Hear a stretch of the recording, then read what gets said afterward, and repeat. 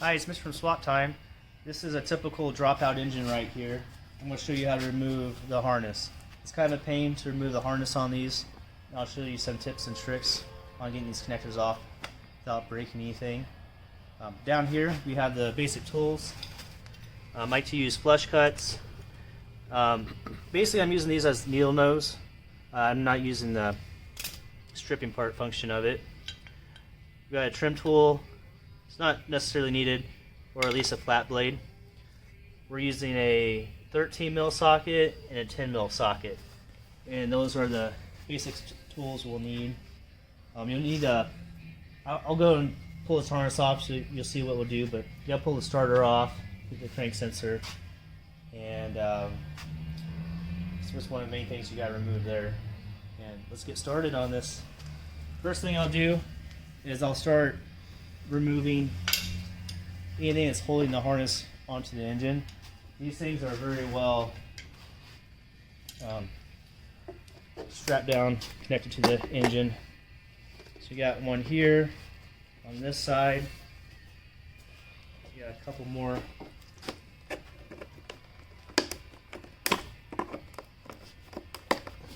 That. You got one right in the center.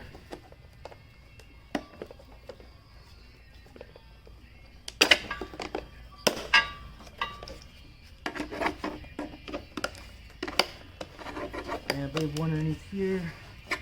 Yeah. Alright. You got that part. Put my tools up here. Now we're going to pull, kind of get everything loosened up here. This is bank 1 fuel injection and bank 2 over here. So I recommend not trying to pull these red locks with your fingernails because you'll break your fingernail pretty easily. I'll just get some in there and wedge it. This one's not much room to get to it.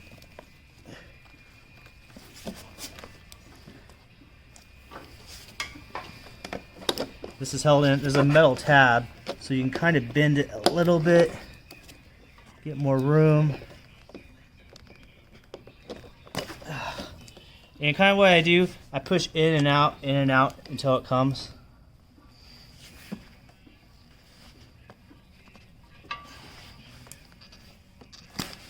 Alright. That part, this is loose. As you can see, we have the engine in the air. If you can do that, that's good, so you can get underneath the engine without being on the ground. Right now you have your 4 coils.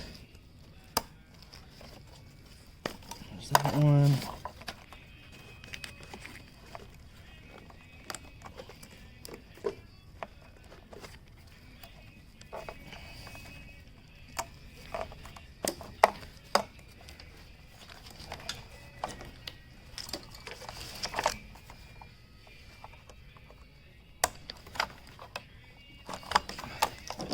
Alright, so we got that side. It's still held down here with these ties. I just cut them. Alright. Next we got, let's work our way over here. This is your map sensor. This one's a little finicky. There's a blue lock on it, and it likes to break very easily.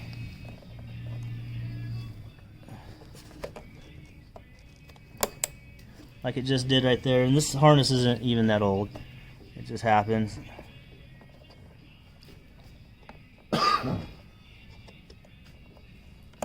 we go. Alright, got that. Now we got a wire temp sensor right here. From the factory, I've never seen a lock on it. So there's no lock there. That pulls right on out. We have your purge. This one's kind of a pain to get to, so we're gonna go ahead and remove the purge or vapor line, you call it. I believe you just push that in. All right, that gives us better access to this. These small connectors are the hard ones. So take it. It's probably not the best example. There's a gray lock right here. It has to be completely flush with the end of the connector. So it's usually the second detent.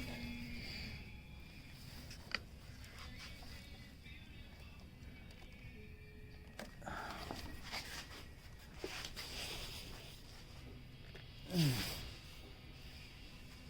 try.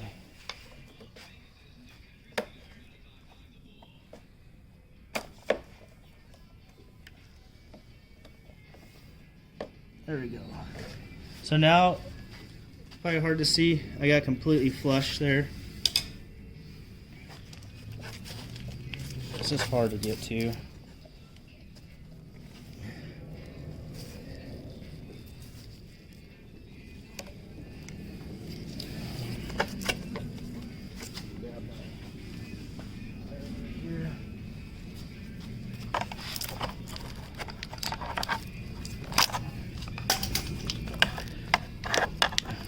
Let's see if I can get some more pressure on it. What I'm going to try to do is squeeze it with these needle nose. It gives me a lot more torque. Man, it's so sensitive. You know what? I think I'm going to pull this bracket off so I can get a better position on it.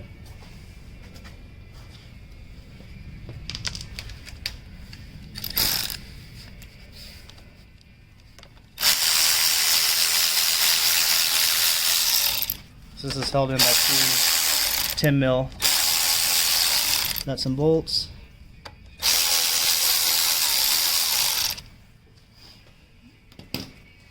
And it's also on the bracket, which is a 13.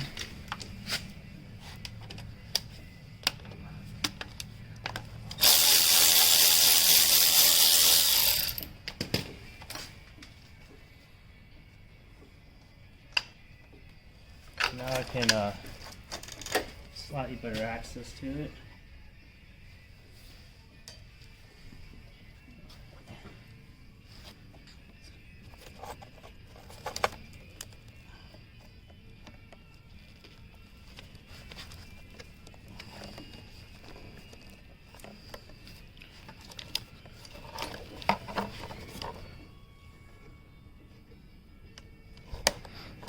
There we go. So I was able to push it in and pull it out. It takes a lot of pressure. Again, here's this. It just has to be flush with the back.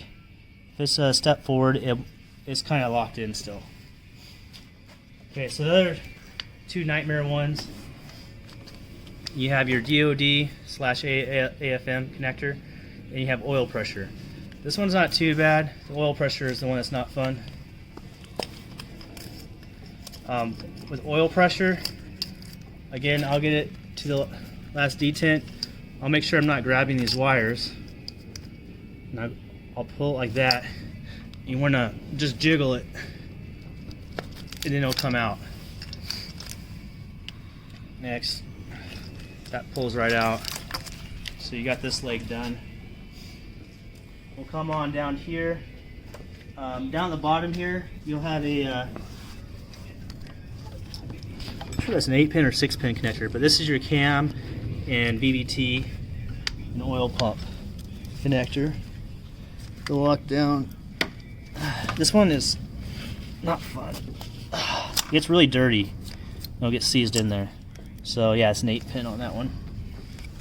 This bottom piece is held in by two Christmas trees. Just pop those loose.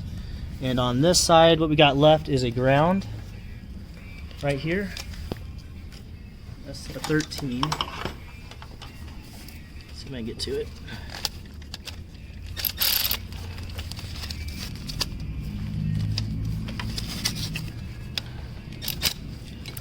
It's tight, so I'm gonna break it first. Reset my wrench.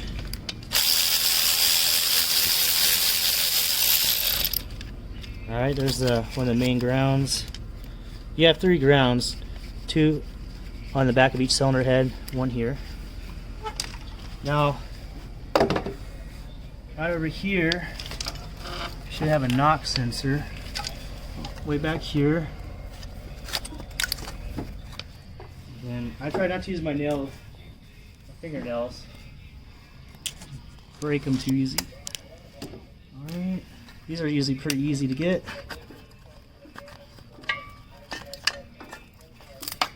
Alright, and now it's held in by some Christmas trees.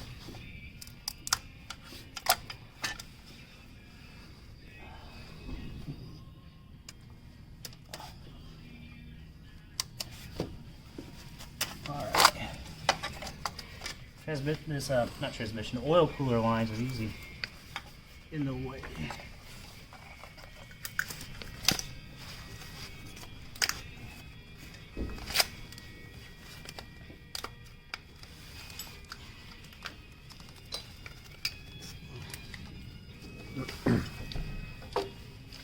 Pull the clamp off.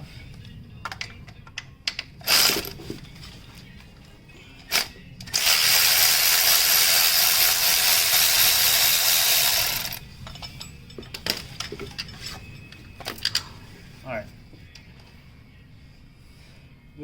Keep moving around the engine. So for the most part, this side of the engine is completely done. We'll move on to the passenger side. I got pull the starter off.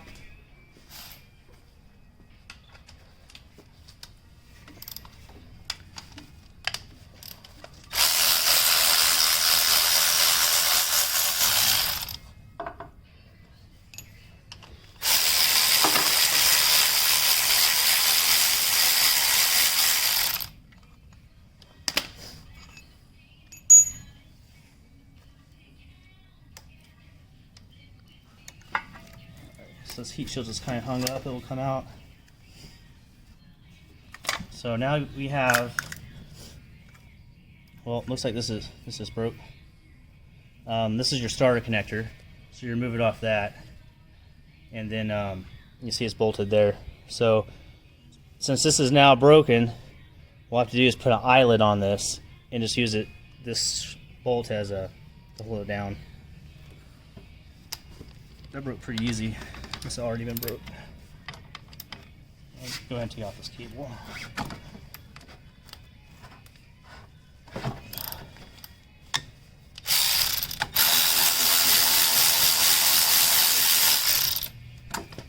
You see GM doesn't mess around. They use very heavy duty. This is probably like 0 gauge cable. All their cables on these Gen 5s are very large in diameter. Usually these battery cables are still in the motor, so you got one in the block here.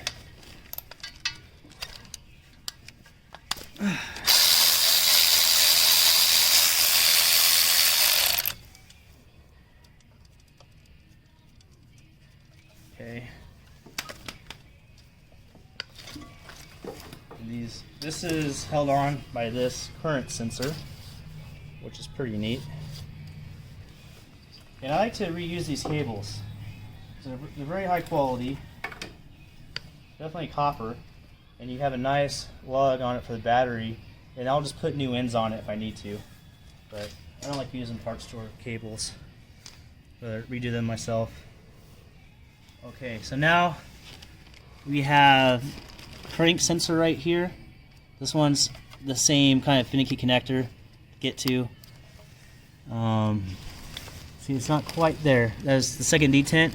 Now it's flush. We also have the knock sensor that comes off. Grab my tool over here. Pull off that crank sensor, but let's pop this Christmas tree off. Got that one and a Christmas tree here. Yeah, usually they just break. Down here is your oil level.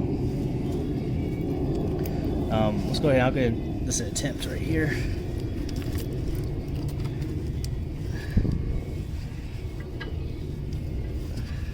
It's hard to get much pulling pressure on it because it's angled.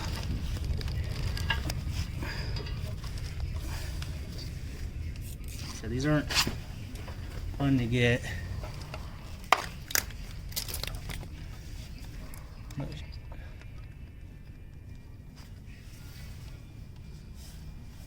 Might use the flat blade as well. Keep more pressure on it. Actually, just I can get a little pressure like that. Let's see if I can use my fingers. There. Came right on out. So having a little bit of a bend with a tool like this helped quite a bit. So we got that. Now we get the knock sensor.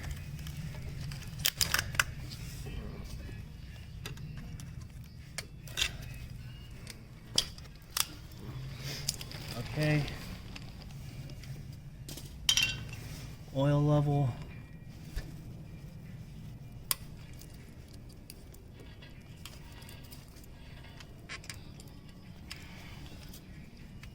There we go.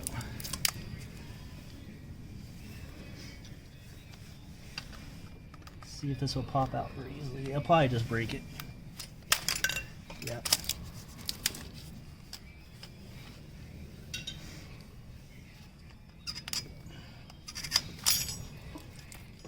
Alright, now we have the AC compressor. Same deal, it has 2 locks on it. And these, like all the others, are not fun to get. There we go.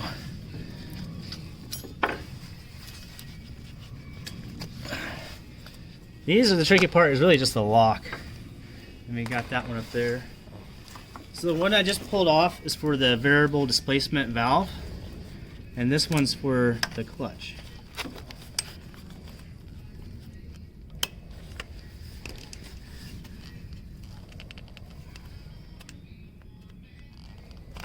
There you go. AC pressure. This line's very close to here. It usually gets kind of crushed a little bit. We'll oh, we got that round cable. Alright.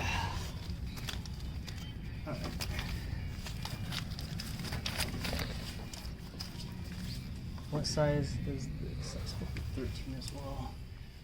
Battery cable's kind of in the way.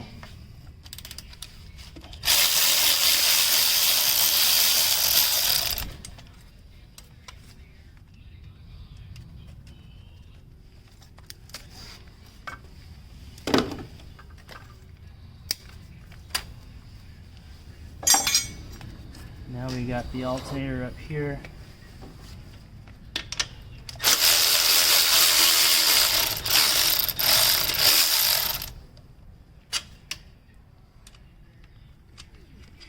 And then I think we have, everybody's one from the block.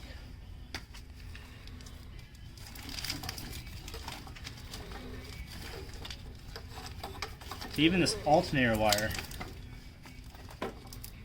is usually what goes as starter wire. It's the same thickness. It's really, alternator is able to put out a lot of current. Alright, so one more ground point here.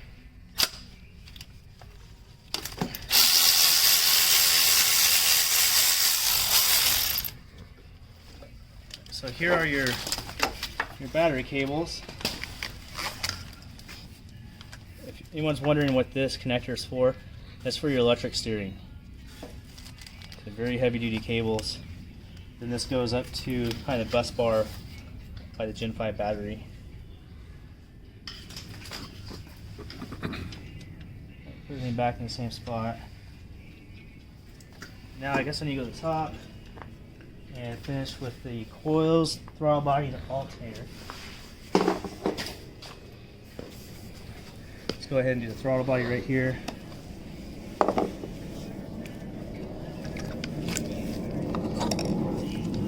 Alternator.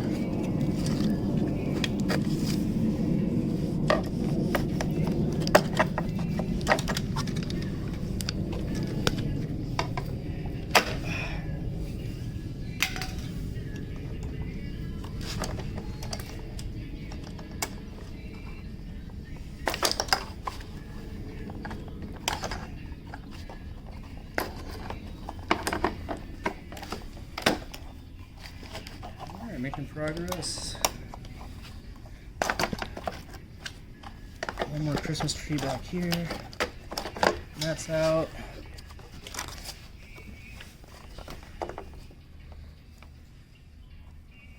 Come on.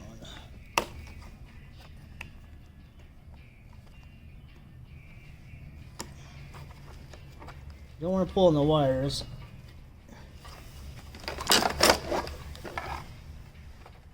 This. There. Okay. Now we got our two grounds in the back. I think those are 13s.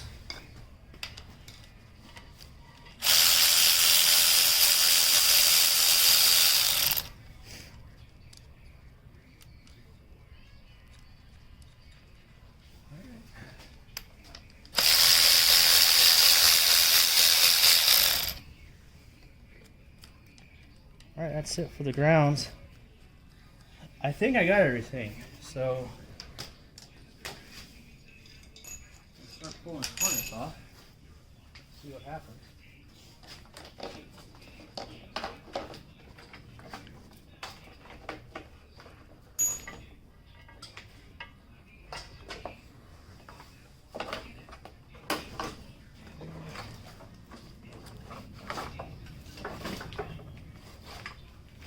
Now this section is your mass airflow and your passenger O2s, upstream and downstreams.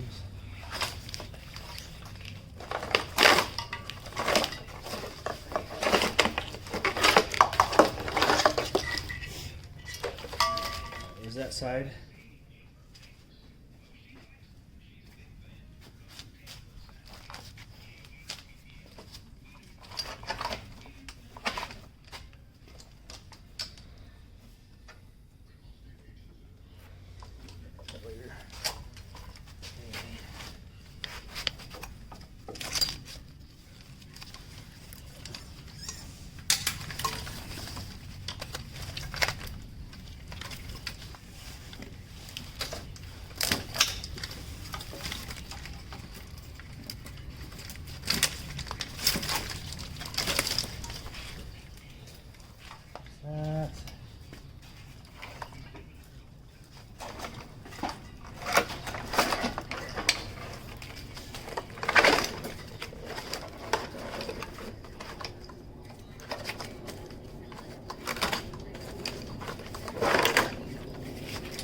This is your transmission controller, your TCM. It's missing the cap and the face to it. Fix that.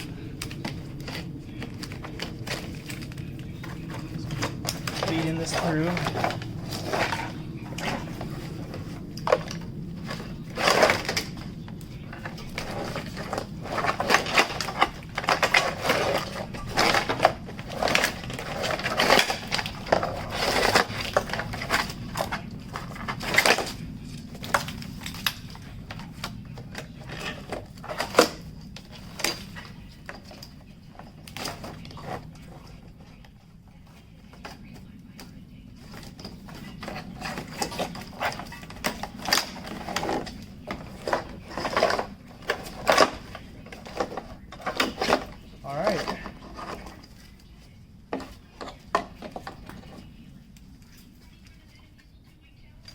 Just catches on everything.